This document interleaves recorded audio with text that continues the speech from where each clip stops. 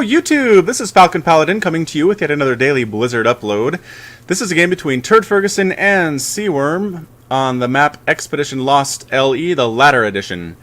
Now you may remember the name TurdFerguson from a previous video wherein he was my teammate in a 2v2 battle against two other players. We were victorious. We were both Zerg, which I think he mains and I main as well, but this time he chose to go random.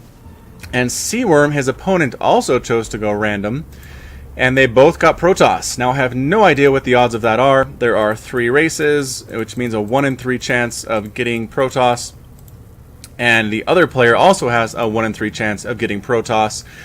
And here we are, both players being Protoss. I don't know what the odds of that are. I majored in communications and not math in college.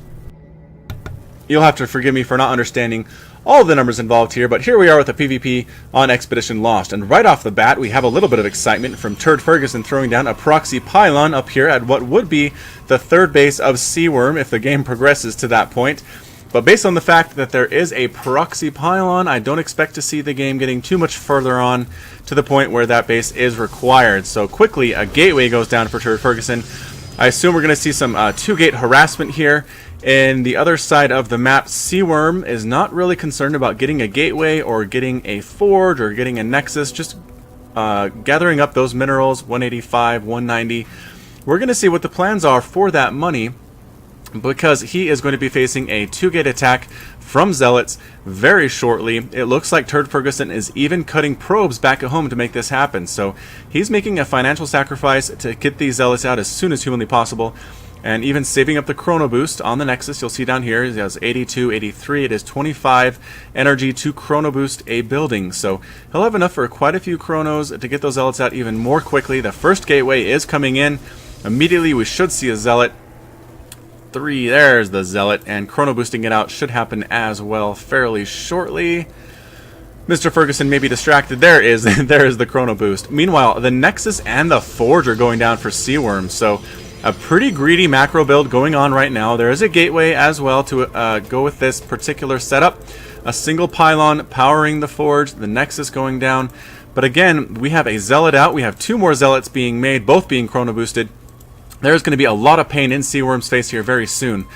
For a long time, Protoss versus Protoss was who could do a 4-gate the fastest and most efficiently, and that was kind of boring to watch. But since then, there have been a lot of changes, including Colossus battles, 3-gate robo-type attacks, and even at this point, Protoss players like Seaworm feel comfortable enough without even scouting their opponent. If we notice, there is no scouting down here at all to the opponent's base to go Forge Fast Expand.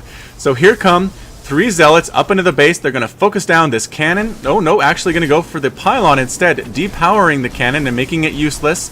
These Zealots are going to do a lot of damage before they can be countered. This gateway cannot get any defense out. The forge is there. You can make cannons with an unpowered forge, but I don't know if that's enough to hold off this attack. A probe is escaping back down to the natural. The Zealots decided to not chase it and instead go for the workers here in the mineral line. There are 2 cannons going up behind the mineral line, preventing these Zealots from just camping out here forever. It is a race to see how much damage can get done by these Zealots before the photon cannons finish. They do finish, preventing the Zealots from being able to get up into the mineral line, but they notice there is an angle of attack here. I can take down this Nexus without taking any hits at all from the photon cannons. The probes try to force the Zealots off that attack, get them up into range of the photon cannon, but TurdFerguson will have none of that. He's going to focus down this Nexus no matter what. I don't know if it's a great choice to pull off all of these Zealots every single time the probes attack, but it looks like it's worked out for TurdFerguson nonetheless. This Nexus is down to 300 hit points, and it will go down very soon. Meanwhile, in the natural, we have the cannon repowered by this pylon, and another photon cannon going down. Is 2 cannons enough to hold down this group of 5 Zealots? I don't know, but we'll have to see. Here come the Zealots up into the mineral line, looking to do some damage. However, the photon cannon is in range of these Zealots. The damaged one is pulled back, but brought up to another angle to take down a probe. Meanwhile, the other 4 are attacking as fast as they can. 1 Zealot gets taken down by the cannon. The rest of the Zealots are focusing down, getting it down into the yellow range of help. The probes are pulled off the line to help and assist in killing these Zealots. They're turning around to kill the probes. Meanwhile, 2 cannons take out the rest of them, and the Nexus does survive. So we have a bit of a settling down period here where Seaworm has a single nexus and Ferguson has a single nexus. The income level, it is 17 harvesters to 13 in favor of Seaworm. So like I said, the economy was sacrificed a bit there by Ferguson in the early game to hopefully kill his opponent, but that did not happen.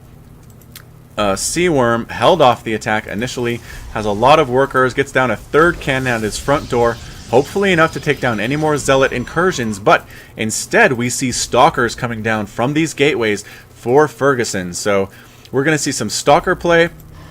This probe comes back home to help with the mining. There are 2 gas taken. I'm not sure what the purpose of that was. There isn't really enough probes here to really support that. And as I say that, 3 probes go on to gas. So that's interesting. Up top in the base, we have a sneaky response from Seaworm. Seaworm says, alright, you're going to do a proxy 2-gate attack. I'm not even going to try to find your gates and take those out. I'm going to respond by doing some proxy shenanigans in your base and see how you like it. Meanwhile, up top, we do have Ferguson with 4 stalkers, 2 more being built. We're going to have a force of 6 stalkers. Against these cannons, I don't think the stalkers would win in a straight-up fight unless they were microed really well. Cybercore going down for Seaworm. And here come the stalkers. They are not interested in attacking up that ramp. They know there are cannons there. Instead, they're going around to the back. They're going to go ahead and try to take down these destructible rocks at the second entrance to the main base for his opponent. Hopefully being able to swing around and do some damage where the cannons are not. They're at the front. They're not really so much around the back here. So the stalkers are taking down those rocks. We have cannons going down in the main, though, for Seaworm. Getting ever so close. It looks like... can Ferguson see this? He can. He can see the cannon and the pylon being built right now. So if he pays attention to what's going on in his base, he will see the cannons. He will know he is in some serious trouble. There's nothing at home to defend against this. He has a mothership core in training for that photon overcharge, but it's not quite ready yet. The pylon for Seaworm getting a little gutsy. Going to place a photon cannon right up next to this assimilator in range of a bunch of probes. The stalkers come on in. They decide to come to the high ground and snipe down the cybernetics core, which is a good choice. You cannot build any stalkers to defend against these stalkers, and the only thing that Seaworm can do to defend against this attack is get zealots and cannons, which is not a fantastic strategy for him. However, the cannons are already operational, destroying an assimilator. Cannons going down, pylons going down, supporting this whole thing. The mothership core is out, but it does not have 100 energy yet, needed for that photon overcharge. The stalkers up top are moving around, focusing down probes. The mothership core pops out for Seaworm as well, but again, not enough for that photon overcharge, and the probes decide to hightail it out of there and leave this base to Mr. Ferguson. So they are running away as fast as they possibly can. Meanwhile, more and more cannons are coming up right on the Nexus's front door for Ferguson. How will he respond?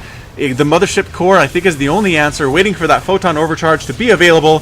He's up to 93, 94 energy, not quite enough. Meanwhile, another Nexus going down up at the top left here for Seaworm.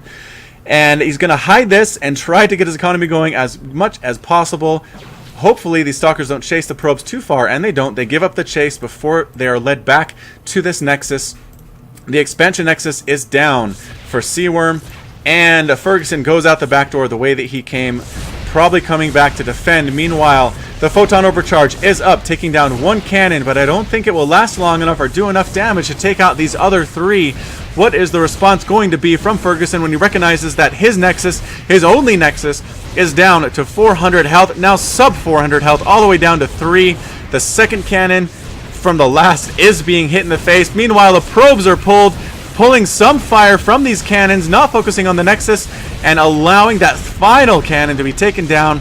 The fourth one here is not quite in range to hit the Nexus. It just has to sit there, unfortunately, and not be able to respond to this Nexus being within sight range. Cannot attack it, cannot kill it, and the Nexus survives with 221 hit points. Meanwhile, the Stalker hit force is scouting around the map, trying to find where that Nexus is from Seaworm. He knows he took out one Nexus, he took out another Nexus, but the bases are not revealed for Seaworm yet, which means he has another Nexus out there somewhere. So Ferguson is scouting it out with a group of Stalkers here, a second group of Stalkers here coming up exactly where they need to go. They get distracted, though, by the evacuating probes. I don't know if that was seen. No, Ferguson does not know there's a base there, but based on the fact that these probes are running away, I think he has a pretty good idea of where that final base is for his opponent. The mothership core tried to take down the pylon here, you'll notice, but was not able to finish the job. We have another cannon coming up, but the responding stalkers are able to take it down. There are no more cannons within range to take down this nexus. The probes are going up to the safety of their cannons. I don't know what, it must be just a stalling tactic. There's no way they can do anything from there to really help win the game, but they're just hiding out. Meanwhile, more probes are being built at this nexus, which is unseen from Ferguson, but he knows it's there.